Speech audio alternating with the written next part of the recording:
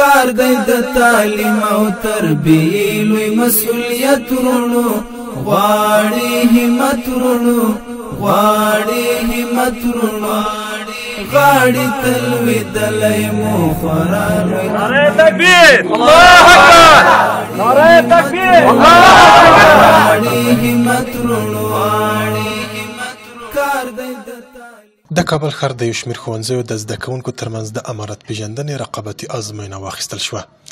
د کابل ښار د رسمي او خصوصي ښوونځیو د شاوخوا 3000 تنو زده کوونکو ترمنځ د امارت پیژندنې کتاب رقابتي ازموینه د پوهنې رئیس قاري عبدالباسط حقاني یو شمېر ښوونیزو ناحیو آمرینو علما کرامو او ښوونکو په حضور کې ترسره شوه. هغه پرتمینه غونډه چې د دغو سیالیو د پیل په مناسبت جوړه شوې وه د کابل ښار اتمې ناحیې آمر مولوي برهان الله فضلي میلمنو او ګډونوالو ته د ښه راغلاست ترڅنګ د یادو سیالیو د څرنګوالي او اهمیت په تړاو هر اړخیز معلومات وړاندې کړل. نو الحمدلله د امارت پیژندنې په نوم باندې کوم کتاب چې ده یا د امارت شناسي په نوم باندې دا تقریبا میاشت مخکې دوی ته توضیح شوی و تر څو پورې چې دوی مطالعه وکړي او دا د کابل په ښار په نورو حوزو کې هم تقریبا په 3 حوزو کې دا ازموینه تېره شوې ده خو اوس نوبت د اتمې حوزې ده. نن ورځ تاسې په خپلو سترګو وینئ الحمدلله چې په زرګونو زده کوونکو دلته ګډون کړی ده په ډېر شوق او ذوق سره دوی دا کتاب مطالعه کړی ده. نو دوی د موږ تقریبا د 160 په شاوخوا کې دلته موږ خصوصي او اماراتي مکاتب لرو. دوی د ټولو مکاتبونو الحمدلله دغه زده کوونکي دلته سهیم دي. دا د دې په خاطر باندې موږ 2 هدفه دلته لرل.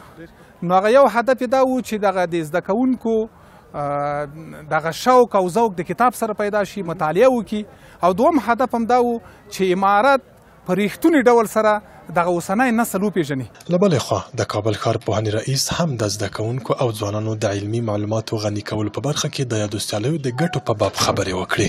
برنامې زموږ د ځوانانو او شاګردانو که هغه د مدارسو شاګردان وي که د مکاتبو شاګردان وي د هغوی لپاره ډېرې مفیدې او ګټورې دي چې په دې باندې پوه سي چې اسلامي امارت دا زموږ خپل نظام ده د دې ملت نه جوړ سوی ده او دغه رنګې برنامې چې د کابل ښار د پوهنې ریاست د 14 ګونو تعلیمي حوزو په مربوطاتو کې په ټولو مکاتبو کې موږ تاسې سکلې 3 برنامې درلودې چې انشاءالله العزیز ټولې به ډېرې مفیدې او ګټورې وي.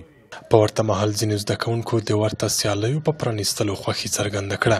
په اړه یې څو تنه زده کوونکي 100% مطمئن هستم بخیر. بسیار کتاب خوب است و مطالعه بسیار زیاد کردیم دیگه. ما توسط از این کتاب میتونیم که مثلا امارات را بشناسیم. از هر وطن خود خواهشمند هستم که کتاب حتما مطالعه کنه و توسط از این کتاب میتونه که امارات را